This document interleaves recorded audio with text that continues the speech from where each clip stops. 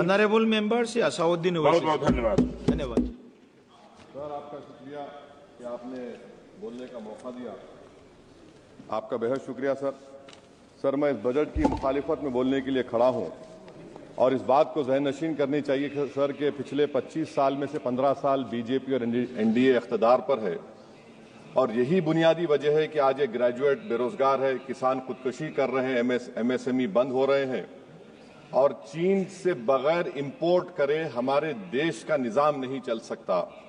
ये सब जिम्मेदारी इस हुकूमत पर आयद होती है सर। सर, वजीर आजम कहते हैं कि मुल्क विकसित भारत की राह पे है। मैं कहना चाहता हूं कि ये उस वक्त तक मुमकिन नहीं है जब तक इस मुल्क की 80 करोड़ आवाम फ्री राशन के बगैर जिंदा नहीं रह सकती। विकसित भारत उस वक्त तक मुमकिन नहीं है सर जब हमारे देश की लड़कियां न्यूट्रिशन और तालीमी मौके उनको बच्चों की तरह नहीं मिल जाते। सर, विकसित भारत उस वक्त तक मुमकिन नहीं है जब हमारे मुल्क के बच्चों को जो पढ़ना नहीं आता, प्रॉपर सेंटेंस नहीं लिख सकते।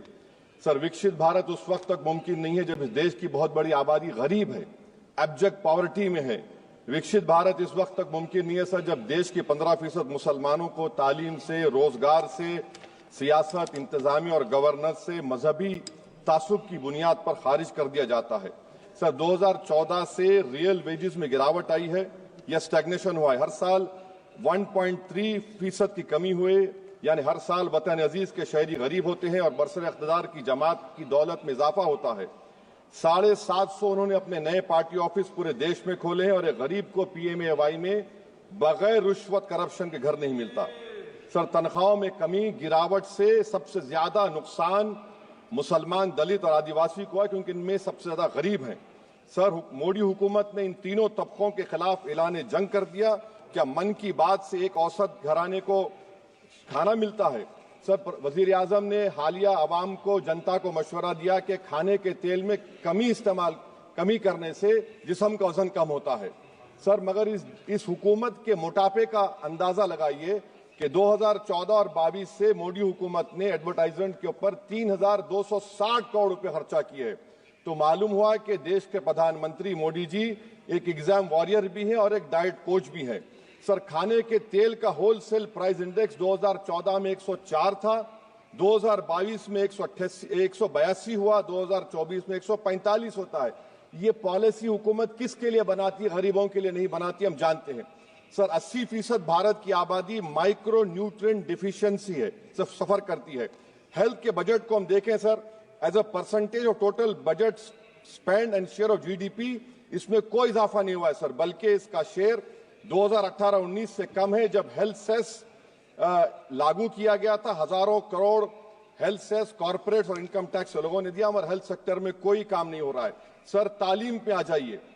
इकोनॉमिक सर्वे जो रिसेंटली ले हुआ है इस हाउस में, जिसमें डेटा यह बताता है कि स्कूल रिटेंशन क्लास 1 to 10 63.8 और हायर सेकेंडरी में क्लास 1 to 12 45.6।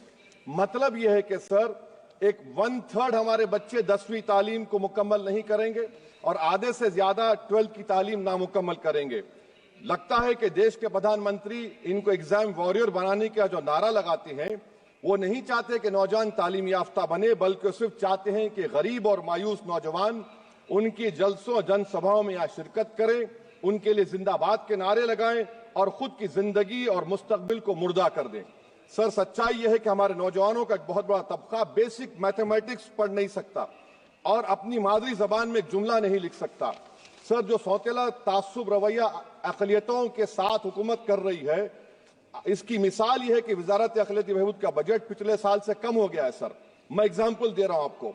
जो pre matric, post matric, MANF, free coaching, interest subsidy education loan है, एलोकेशन फॉर एजुकेशन एम्पावरमेंट में जबरदस्त कमी आई है। सर, पिछले साल 1575 करोड़ था सर, इस साल 678 करोड़ कर दिया गया है। सर, सेंट्रल सेक्टर की जो स्कीम्स है, जिसमें education, empowerment, skill development, PM विकास है, 2024 में 2120 करोड़ में से सिर्फ 770 खर्चा किए गए। सर, 2025-26 में उसको 1237 करोड़ कर दिया गया। सर, ये सरकार अक़लियतों को और खास तौर से मुसलमानों को मुकम्मल नजरअंदाज कर दी गई है। प्री मैट्रिक स्कॉलरशिप सर, पिछले साल 326 करोड़ में से 90 करोड़ रुपए खर्चा किए गए। पोस्ट मैट्रिक में इस साल 65% कमी कर दी गई, सिर्फ 413 करोड़। मेरिट कम मीन सर 33 करोड़ से 7 करोड़ कर दिया गया है। कौमी वक्फ बोर्ड तरक्याती स्कीम, शहरी विकास संपत्ति सर 2023-24 में 17 करोड़ में 8 करोड़ दिए गए, 1 करोड़ खर्चा हुआ। 2024 में 16 करोड़ सिर्फ 3 करोड़ रुपए दिए गए। इस साल 13 करोड़ रुपए दिए गए हैं। तो इससे अंदाजा होता है कि हुकूमत वक्फ की जायदादों को आमदनी का जरिया नहीं बनाना चाहती, उसको बर्बाद और खत्म करना चाहती है। सर स्किल डेवलपमेंट में हमारी दोहर उस्ताद नई मंजिल बिल्कुल खत्म करके रख दिया। अब टेक्सटाइल इंडस्ट्री बर्बादी के दहाने पे आ गई सर। 2016 तक भारत में सबसे ज्यादा रेडीमेड गारमेंट्स हम एक्सपोर्ट करते थे, आज उसमें 14% कमी आई, बांग्लादेश हमसे आगे चला गया। सर मैं एक मिसाल दे रहा हूं, मालेगांव में पावरलूम इंडस्ट्री में जो रोजगार देते हैं, ना उस पावरलूम इंडस्ट्री के लिए ना उसमें लेबरर के लिए कुछ बजट में रखा गया है। RODTEP, ROSCTL में एक्सपोर्ट प्रमोशन की पॉलिसी नहीं बनाई गई। ग्रुप इंश्योरेंस और GIS को क्यों बंद किया गया इन पावरलूम इंडस्ट्री के लिए? और फिर सर PLI स्कीम के बहुत बड़े दावे किए जाते हैं। ये PLI स्कीम प्रो कॉर्पोरेट है, जबकि इसको प्रो माइक्रो होना चाहिए था। मालेगांव की पावरलूम इंडस्ट्री के लिए इंफ्रास्ट्रक्चर डेवलपमेंट है।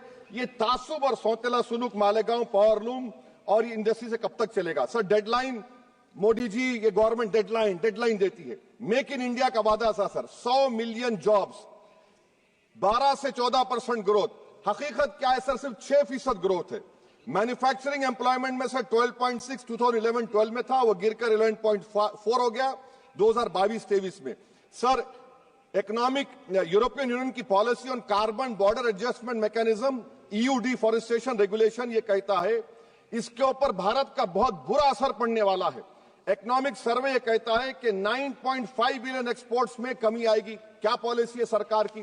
सर अनक्लेम डिपॉजिट्स देखिए सर, 2023-24 में LIC में 3,70,000 maturity claims are lying unclaimed, 880 crore के।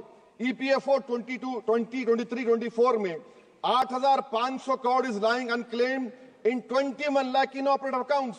Is this being done deliberately to shore up the government supply? Why is the middle class being made bali ka bakra, sir?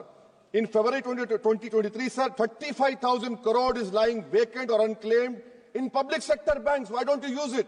And sir, the travesty of justice is in PM Poshan, sir, a cook or helper gets only 1,000 rupees for 10 months. Why can't the government increase? Sir agriculture department का जो budget है 4,000 करोड़ कमी कर दी गई।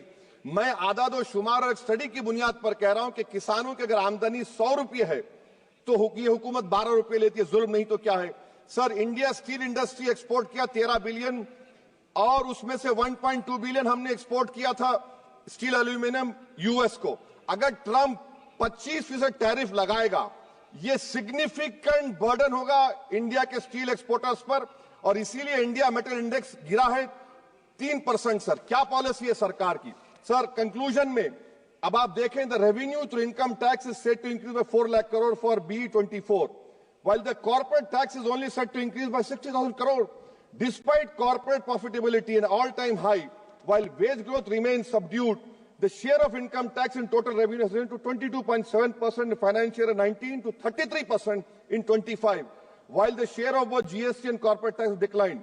This means that it is still the individual taxpayers paying income tax that is funding the government, while corporation get an easy ride, sir. In conclusion, sir, the state I come from, Telangana से मैं आता हूं, तेलंगाना की आवाम ने 8 MP BJP को दिए। एक project आप नेशनल प्रोजेक्ट नहीं कर सकते। पालमारू इरिगेशन प्रोजेक्ट को नेशनल प्रोजेक्ट नहीं बनाते, गोदावरी के पानी को लाने का प्रोजेक्ट आप नहीं देते, मेट्रो को नहीं देते, एक स्टील बायारा। मेरे 8 MP आपके जीत के गए। ये लगता है कि बेचारे वो कितने कमजोर हैं कि जिस रियासत से जीत कर गए वहां पर कुछ नहीं कर सक रहे हैं सर। तो इसीलिए मैं इस बजट की मुखालिफत में खड़ा हूं। इससे कोई रोजगार में फायदा नहीं होगा, विकसित भारत नहीं बनेगा। आप लाख बोल लीजिए, हम 12 लाख का बाजा बजाइए, मगर बाजू GST का एक चौकीदार खड़ा हुआ है चोरी करने के लिए। बहुत बहुत शुक्रिया सर।